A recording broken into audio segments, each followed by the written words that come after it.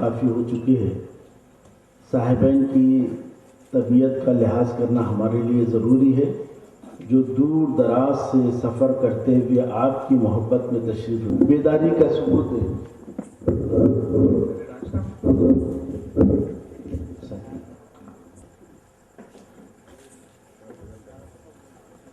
السلام علیکم ورحمۃ اللہ وبرکاتہ۔ اللہ ربنا تقبل منا الفاتحہ۔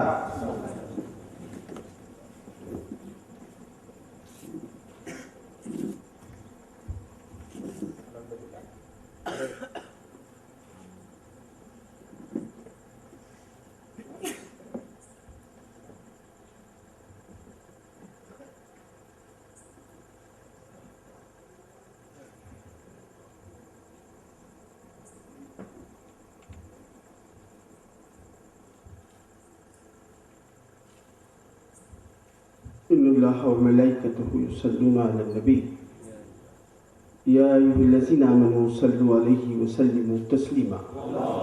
اللہم صل علی سیدنا محمد وآلہ وصحبہ بارک وسلم۔ وقال اللہ تبارک وتعالی فی الکلام القدیم: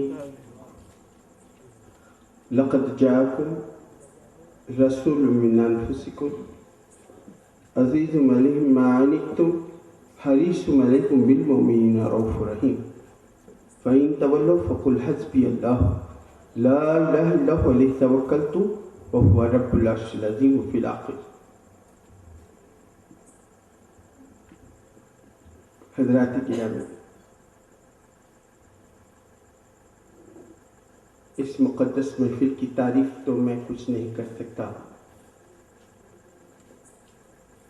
مگر اللہ سے یہ دعا کرتا ہوں کہ پروردگار عالم اس مقدس محفل کو قبول فرمائے،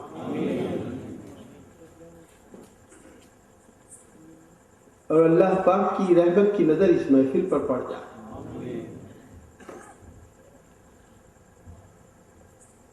اس لیے کہ جس محفل پر اللہ کی رحمت کی نظر پڑ جاتی ہے، اسی وقت اللہ تعالیٰ ان تمام پر دوزخ کی آگ کو حرام کر دیتا ہے۔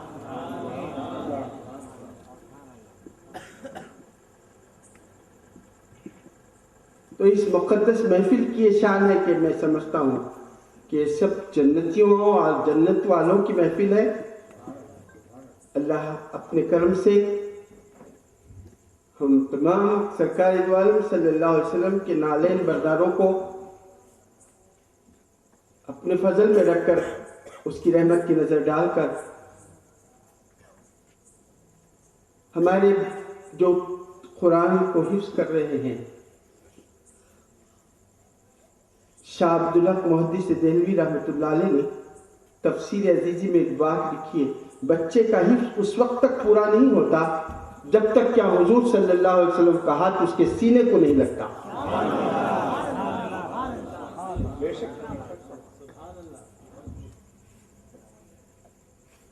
تو مقدس معاملہ ہے، جب تک اللہ کے حبیب کا ہاتھ سینے کو نہیں رکھتا، حافظ نہیں ہوتا، تو کتنے خوش قسمت ہیں بچے جن کے سینوں کو اللہ کے حبیب کا ہاتھ لگ چکا۔ اس محفل کی تعریف ہی نہیں کر سکتے، صرف اتنی دعا کرتے ہیں کہ اللہ تعالیٰ قبول فرما لے،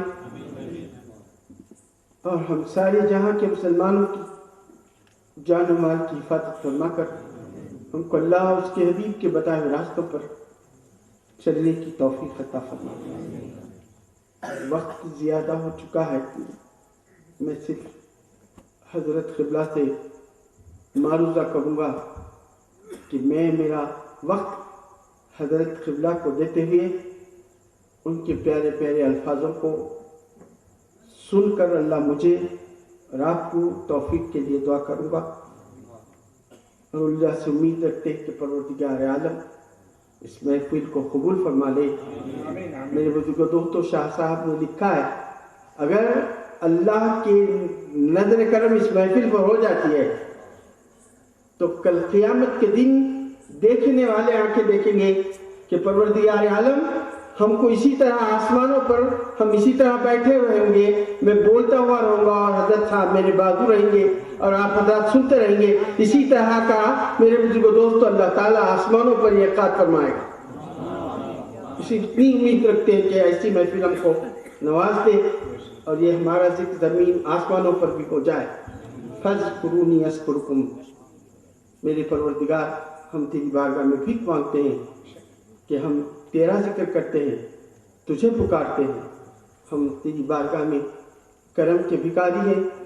کرم کے ساتھ اس محفل کو قبول فرما لے اور اس محفل کی انعقاد میں جن جن حضرات نے بالخصوص حافظ حضرت ابراہیم صاحب قبلہ مدث اللہ العالی اور حضرت سید یوسف ہادی قادری مدث اللہ العالی, ان حضرات نے کوشش کر ہم کو یہاں جمع کرنے کی کوشش کی.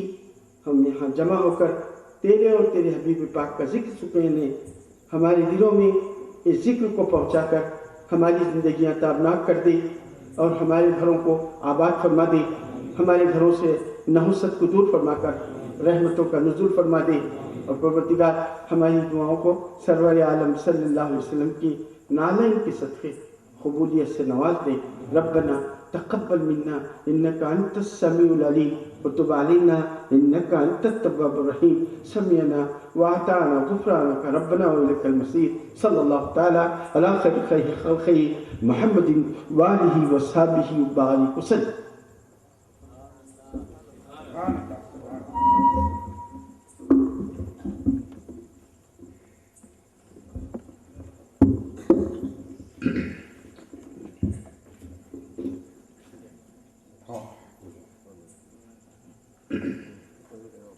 اعوذ باللہ من الشیطان الرجیم. بسم اللہ الرحمن الرحیم.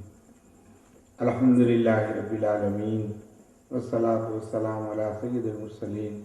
اما بعد فقد قال اللہ تعالی فی القرآن المجید ان اللہ وملائکته یصلون علی النبی یا ایھا الذین آمنوا صلوا علیہ وسلموا تسلیما. اللہم صل علی سیدنا محمد وعلی آل سیدنا محمد وبارک وسلم.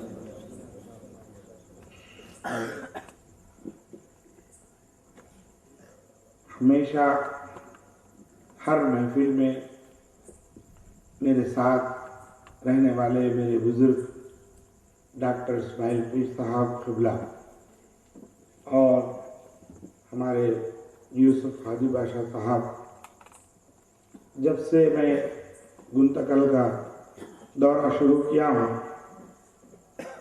یہ حضرات ہی ہے جو اس محفل میں ہمیشہ ساتھ دیتے ہیں اور اس محفل کو کامیاب بناتے ہیں.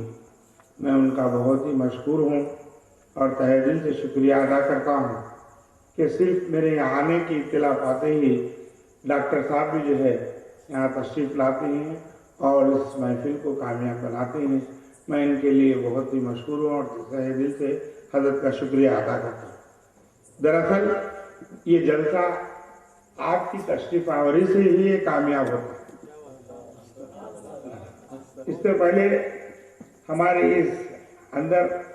اس محفل میں اور ایک بزرگ تھے ادونی کے مرشد پیر صاحب, آپ بھی تشریف فرما ہوتے تھے تو اس میں جو ہے اور 4 چاند لگ جاتے. اللہ ان کو جو ہے غریق رحمت کرے, بلند سے بلند ان کے درجے بلند ہوں. وہ ہمیشہ جو ہے ہمارے اس جلسے میں شریک رہتے. سامعین اکرام, قرآن شریف کے متعلق اور حفاظ کے متعلق آپ نے سیر حاصل بحث سنی, ان کے مراتب کے بارے میں سنا اور ان کے جو ہے مقام اور مرتبے کے بارے میں سنا. اب ضرورت اس بات کی ہے کہ اس چیز کو ہم آگے بڑھائیں. کیوں کہ ہمارے کو اکثر جگہوں سے ایسی اطلاعات ملتے ہیں کہ وہاں پر کوئی علم دین سکھانے والا نہیں ہے, جس کی وجہ سے بچے علم دین سیکھنے سے محروم رہ رہے ہیں. شہروں کی بات آپ چھوڑ دیجئے, हैदराबाद शहर है, बेंगलुरु शहर है, वहाँ गली गली मदरसे हैं और दीनी काम चल रहा है। लेकिन उन इलाकों का क्या होगा जहां पर इसका इंतजाम नहीं है? आपको ये कोशिश होना चाहिए कि ऐसे इलाकों में जहां पर इल्म दीन की कोई मदद नहीं है, कोई इदारा नहीं है, वहां पर इस चीज को जारी करना है। जरूरत इस वक्त की बहुत यही है, गांव में और इलाकों में वही मस्जिद के इमाम की तनख्वाह में इजाफा कर देकर वहां पर जो है इल्म रोजाना फजर के बाद 1 घंटा अगर पढ़ा दिया जाए बच्चों को, तो जब उनके सीनों के अंदर ये इल्म महफूज हो जाएगा तो फिर जो है वो इधर उधर राह में, वरना आपको ऐसा भी देखने को मिलेगा कि ये लोग लाइल्मी की वजह से जो है कहीं हिंदुओं के इदारों में जा रहे हैं, कहीं मंदिरों की तरफ जो है दुआएं पढ़ाने जा रहे हैं, न जाने कैसे कैसे कामा कर ले रहे। तो इसकी वक्त की अहमियत, इसकी वक्त की अब जरूरत यह है कि हर महल्ले के अंदर, शहरों की बात आप छोड़ दी, वहां पे तो है इंतजामात है, मगर छोटे छोटे खरियों में, छोटे छोटे जगहों में आप वहां पर जायजा लीजिए, इसकी बहुत ज़रूरत है। तो इसके लिए जो है आप अपनी कोशिश और अपनी कार्रवाई जारी रखना है, ताकि वहाँ के लोगों के अंदर इल्म दीन आए और उनको इस्लाम और अल्लाह और उसके हबीब पाक के बारे में उनको इल्म हो, मालूम हो। जब उनको मालूम ही नहीं होगा तो वो लोग क्या करते? ये हमारी अपनी बहुत बड़ी जिम्मेदारी है। और एक चीज ये है कि हर अपने आदमी को हम अपने ग्रोह में लाना है, अहले सुन्नतुल जमात से उसका रिश्ता कायम करना है, उसको मुरीद बनाना है। हम आप ये नहीं बोलते कि आप वेलूर के या हजरत मकान के क्या मुरीद बने, मगर हर एक शख्स के बारे में ये मालूम होना चाहिए या किसी ना किसी वो पीर से जुड़ा हो, क्योंकि हमारे बुजुर्गान दीन ने यह फरमाया है कि जिसका कोई पीर नहीं होता उसका पीर शैतान है। और उसके लिए कोशिश भी करना चाहिए। खाली अब हम अपनी जगह बैठ के अपनी जगह रहकर करेंगे तो ऐसा नहीं है। इसके वास्ते अपने जो भी मुरीदीन है उनसे ये बोलना है, ये बताना कि देखो भाई, तुम्हारे अपने जो भी हल्के में लोग हैं उनके बारे में ये मालूम करो कि वो लोग मुरीद हुए हैं या नहीं, किसी पीर के ऊपर भी उन्होंने अपने बैठ किए हैं या नहीं है। इसके लिए कोशिश करना है। वाकयात में लिखकर है कि एक मुर्शद के पास एक मुरीद आया और ये कहा कि मेरे को आप मुरीद बनाए। तो मुर्शद ने कहा कि जाओ आप अपनी दाढ़ी मूंड कर। मुरीद ने सोचा है जी मुर्शद है, दाढ़ी रखना तो सुन्नत है, दाढ़ी रखना तो ऐसा है, दाढ़ी रखना तो ऐसा है। मैं ये बातें आप लोग इस बात से बता रहा हूँ, आपका दिमाग जरा जो है चेंज करना चाहता हूँ। आप इल्म और फजीलत इल्म और हाफिज के बारे में तो बहुत सुन चुके, फिर आप ये बातें भी आप जरा सुनना, कुछ इस तोशेदार में से भी कुछ लेकर जाना जी। तो वो मुर्शद के पास